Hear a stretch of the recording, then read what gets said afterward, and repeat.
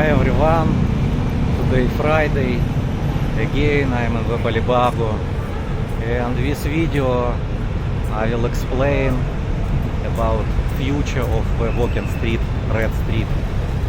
And I just know information from yesterday from the Facebook page. In description of the video you can read, and also I add some sound file, and you can listen during my walk now. Fields Avenue, Friday. What they say, chicken based pastel, 20 peso. Street foods, and you know, near street foods always many people,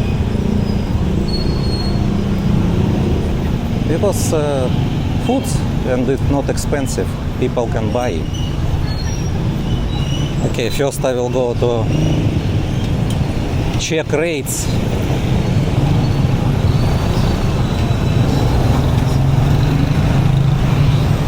How much the rates today?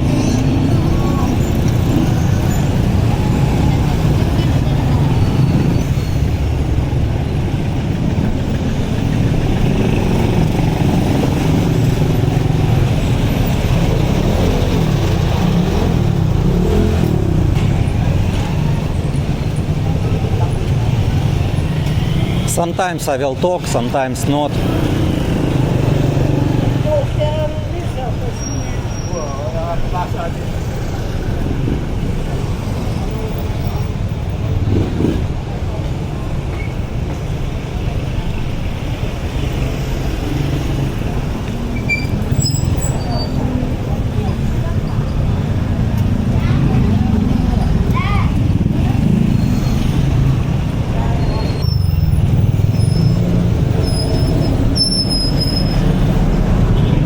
One subscriber said you need to correct say euro.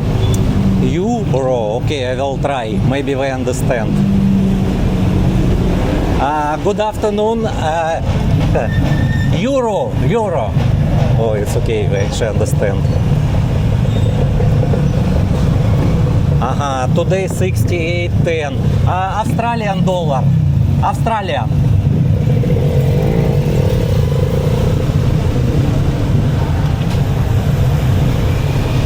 Australian 38.80. Okay, thank you very much. It's for my subscribers. They asking you always.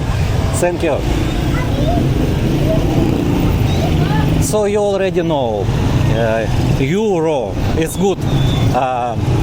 Subscribers say how to need to try to say in English euro, because I think euro not correct. Okay. So now I will add the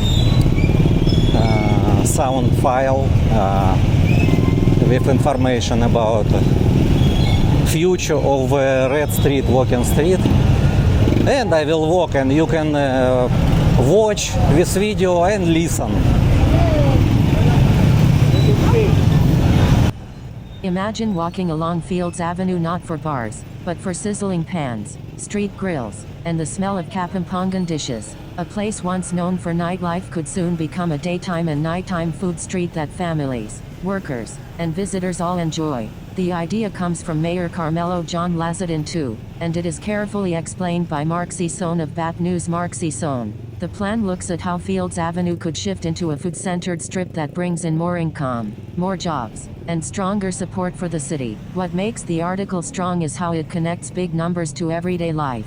Tourism in the Philippines passed 6 million international visitors in 2024 and brought in more than 760 billion. Yet Fields Avenue still depends mostly on bars, even as visitors now look for food, culture, and daytime places to explore. The plan is not just about food. Barangay Balibago, led by Barangay Chairman Joseph P.G. Ponce, will help with order, cleanliness, and safety. The Clark Development Corporation under President Attorney Agnes V.S.T. Devanatara is also being asked to help with space for police, fire, and parking so the area stays safe and easy to move around. If this works, Fields Avenue could become a 24-hour food and culture hub. More stalls mean more jobs, More visitors mean more income for the city, and more Kapampangan food means more pride in what Pampanga does best. Angeles City has long benefited from tourism, yet income generated from Fields Avenue and the Balibago Entertainment District remains modest compared to its scale and potential.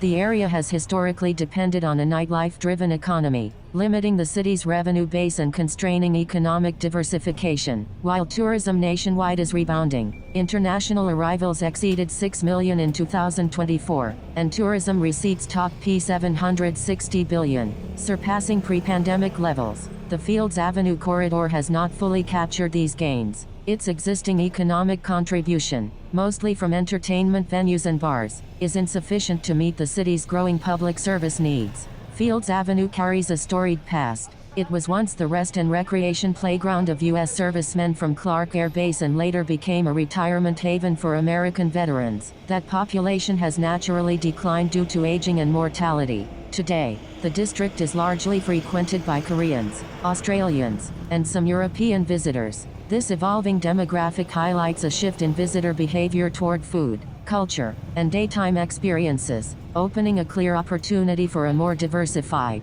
food-centered tourism model. The idea to transform Fields Avenue into a regulated culinary strip featuring street food, local cuisine, and Kapampangan heritage dishes was coined by Mayor Carmelo John Lazadin II. While still at the conceptual stage, the plan aims to leverage the area's unique cultural and gastronomic assets to create a more inclusive and economically productive tourism hub. Cities across Asia have demonstrated that culinary tourism can dramatically increase foot traffic and visitor spending, often outpacing nightlife-focused districts in economic impact.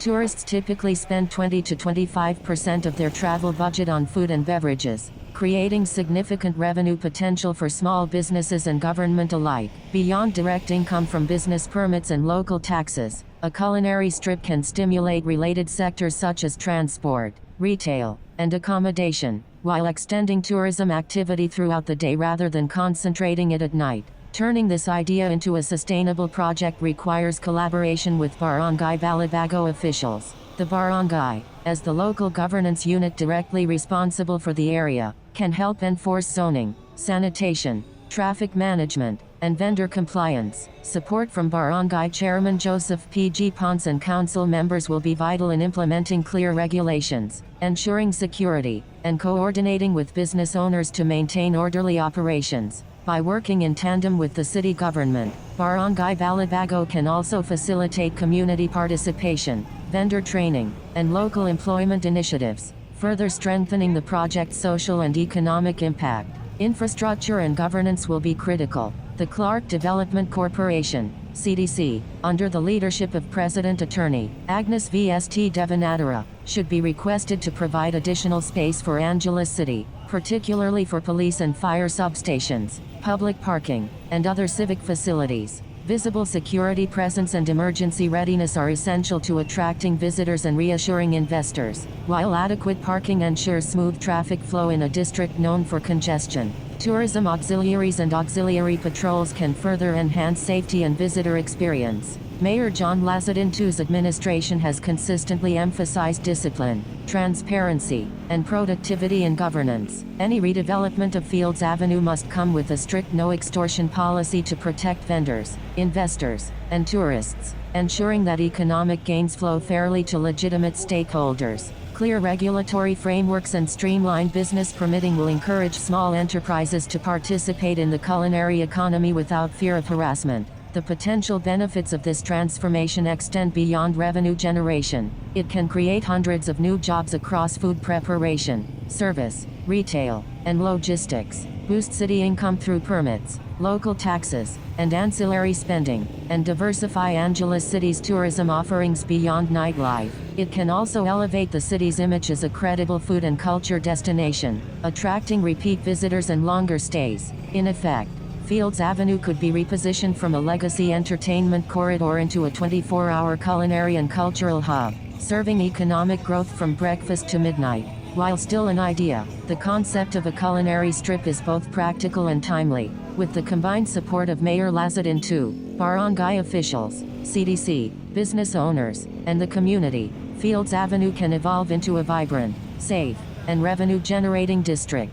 one that honors its historical legacy while meeting the economic and social needs of modern Angeles City. Fields Avenue carries a storied past. It was once the rest and recreation playground of U.S. servicemen from Clark Air Base and later became a retirement haven for American veterans. That population has naturally declined due to aging and mortality. Today, the district is largely frequented by Koreans, Australians, and some European visitors. This evolving demographic highlights a shift in visitor behavior toward food, culture, and daytime experiences, opening a clear opportunity for a more diversified, food-centered tourism model.